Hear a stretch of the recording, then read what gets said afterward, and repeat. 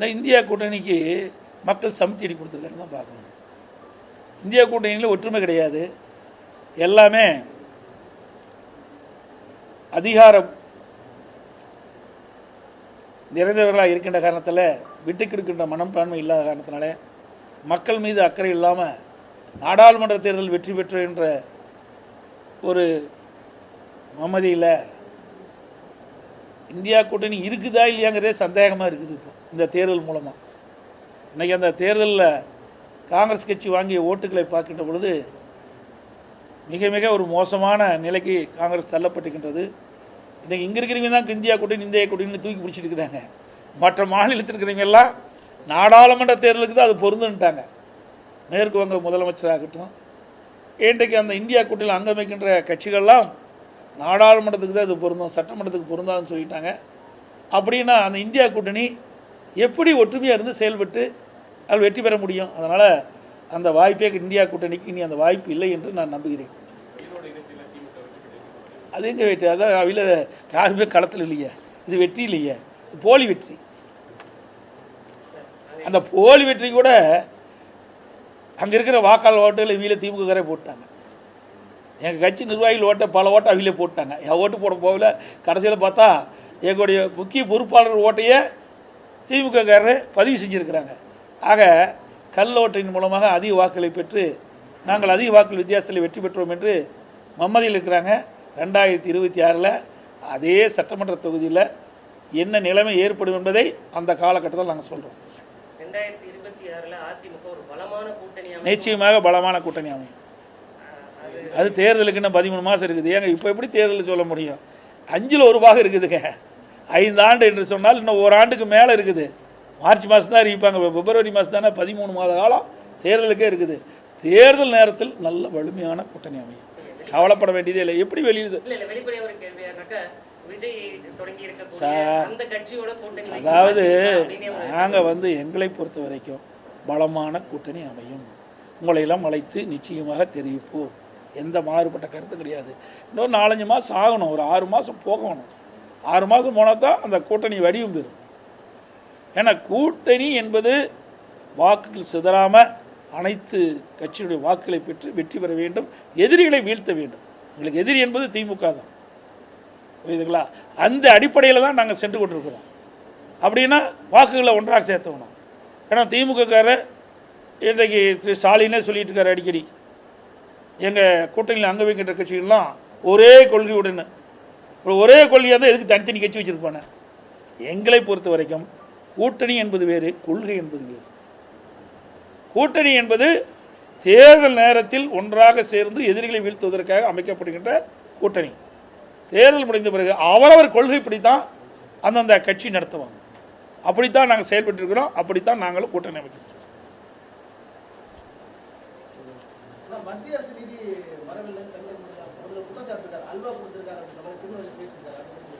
இவர் போய் தமிழ்நாட்டுக்கு அல்வா கொடுத்துட்ருக்காரு.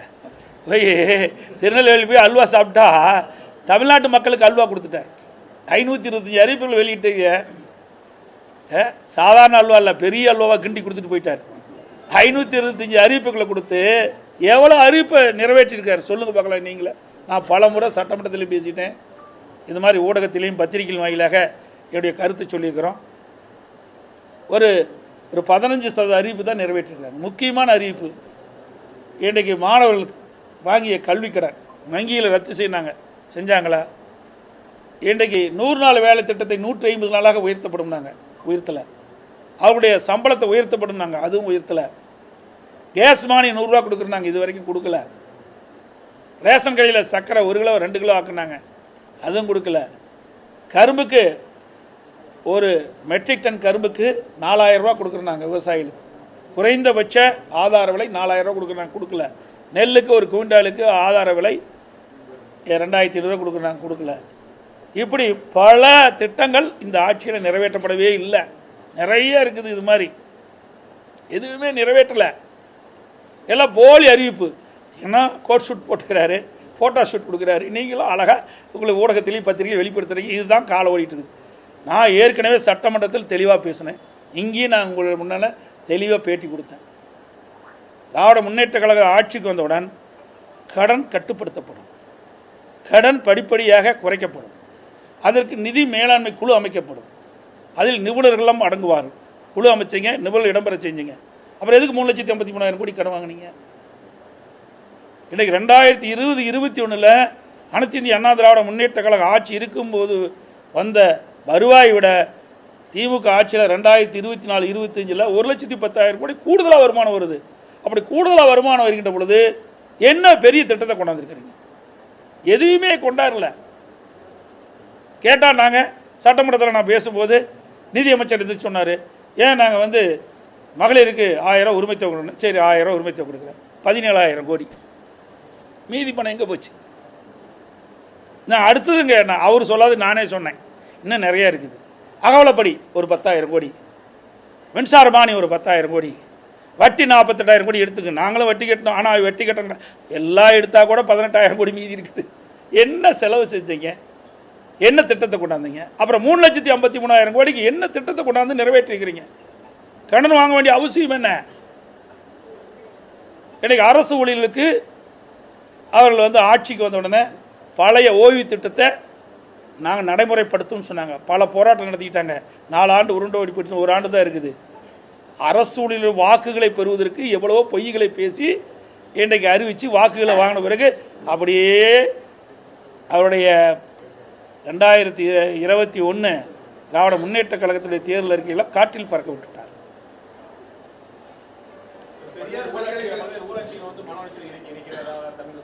எதுங்க? ஆமாம், அதிமுக சார்பு நாங்கள் எதிர்ப்பு கொடுத்துட்டு தான் இருக்கிறோம். அங்கே இருக்கிற மக்களுடைய உணர்வுகளை புரிந்து மக்களை கலந்து ஆலோசித்து அந்தந்த ஊராட்சியில் உள்ள மக்களை கலந்து ஆலோசித்து அந்த மாநகராட்சியோட இல்லை நகராட்சியோட பேர் வச்சு இணைக்க வேண்டும். அதுதான் முறை. பெரியார் பல்கலைக்கழகத்தில் PhD படிப்புக்கான கால அட்டவணையில் புதிய கல்விக் கொள்கை திணிப்பு மாதிரி ஒரு 4 ஆண்டுகள் கல்வி குறிப்பிட்டிருக்காங்க. அதை எப்படி பார்க்கணும்? 4 ஆண்டுகளாக அதிகரிச்சிருக்காங்க. அதாவது புதிய கல்விக் கொள்கை மத்திய அரசு கொண்டாந்தாலும் கல்வியாளர்களை கலந்து ஆலோசித்து இதை அறிவித்தால் அனைவரும் ஏற்றுக்கொள்ளக்கூடியதாக இருக்கணும். ஏன்னா மத்திய அரசு ஒரு மாதிரி இருக்குது, மாநில அரசு ஒரு மாதிரி இருக்குது. ஆக மாநில அரசு மத்திய அரசோடு இணைஞ்சு போகிறதில்ல, மத்திய அரசு மாநில அரசோடு இணைஞ்சு போகிறதில்ல. அதனால தான் இப்படிப்பட்ட பிரச்சனை வருது. ஆகவே இன்றைக்கு மத்திய அரசாகட்டும் மாநில அரசாகட்டும் கல்வியாளர்களை கலந்து ஆலோசித்து ஒரு முடிவு எடுத்தால் அனைவருக்கும் உபயோகமாக இருக்கும். ஏன்னா கல்வி என்பது மிக மிக முக்கியமானது. அதில் ஏற்றத்தாழ்வு இருக்கக்கூடாது, யாரும் பாதிப்பு விடக்கூடாது. எது சிறந்தது என்பதை கல்வியாளர் வைத்து தான் முடிவு செய்யணும். அதுதான் என்னுடைய கருத்து. அது நான் இது குறித்து தெளிவாக அறிக்கை விட்டுட்டேன். அந்த நான் சட்டமன்றத்திலையும் அது குறித்து பேசிட்டோம், எல்லாமே தெரிவிச்சிட்டோம். அதுதான் நாங்கள் எல்லாமே எங்களுடைய கருத்துக்களை ஆழமாக தெரிவித்து விட்டோம். அதனுடைய எதிர்ப்பையும் தெரிவிச்சிட்டோம், அறிக்கையின் வாயிலாக தெரிவிச்சிட்டோம், சட்டமன்றத்தில் இது குறித்து தெளிவாக பேசிட்டோம்.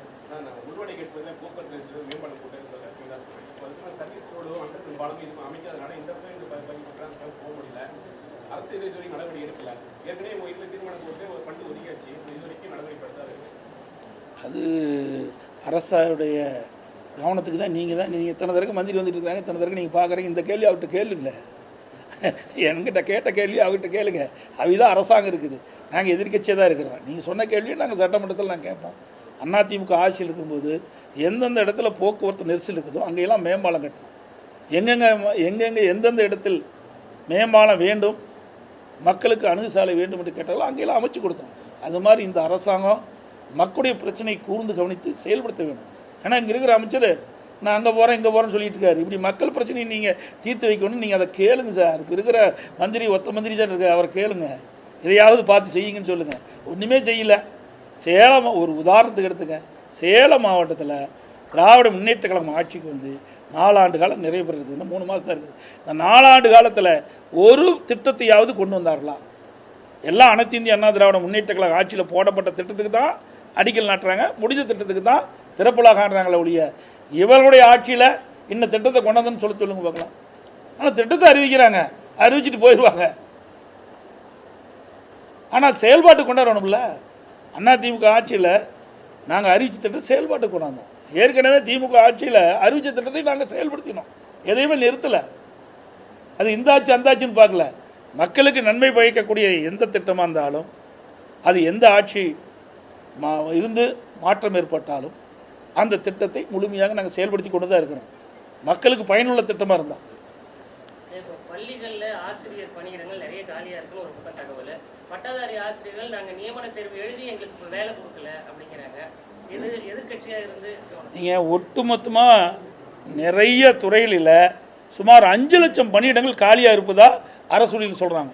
இந்த பத்திரிகையிலும் ஊடகத்திலும் செய்தி வந்துட்டு இருக்குது. இந்த ஆட்சி ஏற்பட்ட பிறகு இன்றைக்கு தமிழகத்தில் அரசு சார்ந்த துறைகளில் சுமார் 5 லட்சம் பணியிடங்கள் காலியாக இருக்குது. அதனால தான் இந்த வேலையெல்லாம் தேக்கம் அடையுது. அதையெல்லாம் இந்த அரசு கவனிக்கல. ஏன்னா தேர்தல் அறிக்கையில் சொல்லியிருக்கிறாங்க, அதையும் சொல்லியிருக்கிறாங்க, திராவிட முன்னேற்ற கழகம் ஆட்சிக்கு ஏற்பட்டால் அரசு காலியில் பணிகள் அனைத்து நிரப்பப்படணும். அது நிறுத்தல. ஏங்க எங்களுக்கு மட்டும் நிதி சும்மா அள்ளியே கொடுத்தாங்க. என்ன பாருங்க, எங்களுக்கு மட்டும் எதை கொடுத்தாங்க? கொடுக்க வேண்டியது தான் கொடுத்தாங்க, வேறு எதுவும் கொடுக்கல. அனைத்து இந்திய அண்ணா திராவிட முன்னேற்ற கழக அரசு இருக்கின்ற பொழுது முறையாக மாநில அரசுக்கு என்ன கிடைக்குமோ அதுதான் கிடைச்சிட்டு இருந்தது. புதுசாலாம் எந்த ஒரு சிறப்பு நிதியும் கொடுக்கல. உங்களுக்கு தெரியாது ஒன்றும் கிடையாது. எந்த சிறப்பு நிதியாவது எங்களுக்கு கொடுத்தாங்களா? எதுவுமே கொடுக்கலையே. நீங்கள் நாடாளுமன்ற உறுப்பினர் எதுக்கு இருக்கிறாங்க? எப்போ பார்த்தாலும் 40க்கு 40 நாங்களே என்ன? அப்போ 40க்கு 40 வாங்கி என்ன பண்ண போகிறீங்க? சட்டமன்றத்தில் பெஞ்சை தேய்ச்சிட்டு இருக்கிறீங்களா? நாடாளுமன்றத்தில் நிதி கேட்க வேண்டிய இடம் நாடாளுமன்றம். இங்கே பேசி பிரயோஜனம் இல்லை. இன்றைக்கு நம் 39 நாடாளுமன்ற திமுக கூட்டணி இருக்கின்றார்கள்.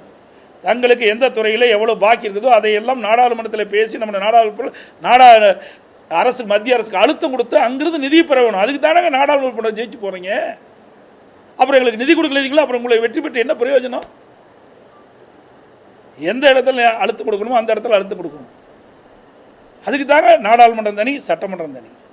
இது மத்திய அரசு கொடுக்கின்ற நிதி மாநில அரசுக்கு வரவில்லை என்றால் எங்கே நாடாளுமன்றத்தில் அழுத்தம் கொடுக்கணும். வேறு வெளியிடம் செஞ்சால் போதுமா? நாங்களும் இருந்தோம்ல, ஊடக நம்பரில் 10 நிமிடம் வந்தால் தெரியும். நாங்கள் கூட்டணி இருந்தோம். உச்சநீதிமன்றம் காவிரி நதிநீர் பிரச்சனைக்கு ஒரு தீர்ப்பு கொடுத்துட்டு அந்த தீர்ப்பை மத்திய அரசு நடைமுறைப்படுத்த காலதாமதம் செஞ்சது. உடனடியாக அனைத்து இந்திய அண்ணா திராவிட முன்னேற்ற கழக நாடாளுமன்ற 37 பேர் தொடர்ந்து நாடாளுமன்றத்தில் குரல் கொடுத்து 22 நாட்கள் அவையை ஒத்தி வச்சாங்க. அப்படி ஒத்தி வச்ச காரணத்தினால தான், அப்படி அழுத்தம் கொடுத்த காரணத்தினால தான் உச்சநீதிமன்ற தீர்ப்பின் அதை நடைமுறை மத்திய அரசு பண்ணுது. அது மாதிரி நீங்கள் செய்யுங்க, அப்போ தாங்க நமக்கு நிதி கிடைக்கும். அதாவது கிராமத்தில் சொல்லுவாங்க, பாம்பஞ்சாக கூட தடி ஓடிக்கூடாது. அது மாதிரி மத்திய அரசும் பகிச்சக்கூடாது, நிதியும் கிடைக்கணும். அது எப்படி முடியும்?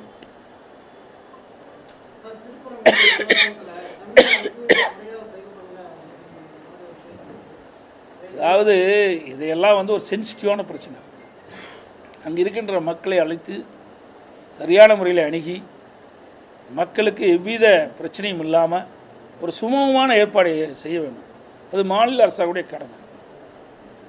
அதை இவர்கள் முறையாக செய்யவில்லை. இன்னும் பார்த்தீங்கன்னா, இந்த மாவட்ட ஆட்சியர் ஒரு அறிவிப்பு கொடுத்துருக்காரு. அண்ணா திமுக அவருடைய குழு அமைச்சிருக்கிறாங்க, அதில் கலந்துக்கல, அவரெல்லாம் கையெழுத்து போடணும். அதுபடி அமைப்பே ஏற்படுத்தலை. ஒரு கிராமத்தில் போய் அங்கே இருக்கிற கட்சிக்காரெல்லாம் கூப்பிட்டு பேசியிருக்கிறாங்க. அதுதான் ஒரு குழு அமைக்கின்றா ஒரு சென்சிட்டிவ் பிரச்சனை. எங்கள் கட்சி சேர்ந்த அண்ணா திமுக சட்டமன்ற உறுப்பினர் ராஜன் செல்லப்பா இருக்கார். அவர் கட்சியுடைய மாவட்ட செயலாளர். இன்றைக்கு கட்சியுடைய பிரதிநிதி கொடுக்கணும்னா மாவட்ட செயலர் கூப்பிடணும்ல, இல்லை அது எம்எல்ஏவாவது கூப்பிடணும்ல, கூப்பிட்டு கருத்து கேட்கணும்ல. எதையுமே கேட்காத அந்த மாவட்ட ஆட்சித்தலைவர் அண்ணா திமுக சேர்ந்த நிர்வாகிகள் கையொப்ப முடியலை. தவறான கருத்து. அப்படி குழுவே கூடலையா? நான் கேட்டேன். இப்போ மாவட்ட ஆட்சித்தலைவர் கொடுத்துட்டாங்க, விரைவில் வழக்கு தொடரப்போம். இப்படி அவதூறான செய்தி ஒரு மாவட்ட ஆட்சித்தலைவர் வெளியிடக்கூடாதுல்ல ஒரு கட்சியின் மீது. இது தவறு இல்லை. மக்களிடத்தில் இந்த செய்தி போய் சொன்னால் எங்கள் மீது ஒரு தவறான எண்ணம் ஏற்பட்டுறாதா? ஆக இந்த கட்சிக்கு யாரெல்லாம் முட்டு கொடுக்குறாங்கன்னு பாருங்க. இதெல்லாம் தவறு சார். எந்த பின்புலமாக இருந்தாலும் அரசாங்கம் அதிலே முயற்சி செய்து ஒரு ஒழுங்குபடுத்த வேணும். அதுதாங்க அரசாங்கம் இருக்குது. ஒரு பிரச்சனை ஏற்பட்டால் அந்த பிரச்சனையில் யாராக இருக்கிறாங்க அவளை அழைத்து பேசி பண்ணணும். இப்படி ஒரு குழுன்னு போட்டுட்டு குழு அழைக்காமையே, ஒரு கட்சி அழைக்காமையே அழைத்துன்னு ஒரு தவறான தகவல் வெளியிடுறாங்களே, எப்படி இருக்கும்? அவர் எப்படி போய் அந்த பிரச்சனை சால்வ் ஆகும்? ஈரோடு கிழக்கு இடைத்தேர்தலில் நாம் தமிழர் கட்சி டெபாசிட் வந்திருக்காங்க. பெரியாரை பற்றி அவதூறு பேசுறதுனால இந்த அதாவது மக்களுடைய மக்களுடைய எண்ணங்களை பிரதிபலிச்சிருக்கிறாங்க. அதில் போய் நம்ம குறை சொல்ல முடியும், இது இப்படி அப்படி இப்படின்னு சொல்ல முடியாது. நீங்கள் இதில் வந்துருக்கிறீங்க, ஒவ்வொருத்தருக்கும் ஒரு கருத்து இருக்கும். வாக்களிக்கும் போது உங்களுடைய எண்ணம் எப்படி இருக்குதோ, உங்களுக்கு யார் வாக்களிக்க வேண்டும் என்று விருப்பறீங்க அது வாக்களிக்கிறீங்க. இது வேறு அது வேறு, ரெண்டையும் சம்மந்தப்படுத்தி பேசக்கூடாது. இன்றைக்கி மக்கள் வாக்களிக்கக்கூடிய உரிமை உள்ளவர்கள். வாக்களிக்கக்கூடிய மக்களை நாம் இதில் இழுத்து பேசுவது தவறு, அது சரியும் அல்ல.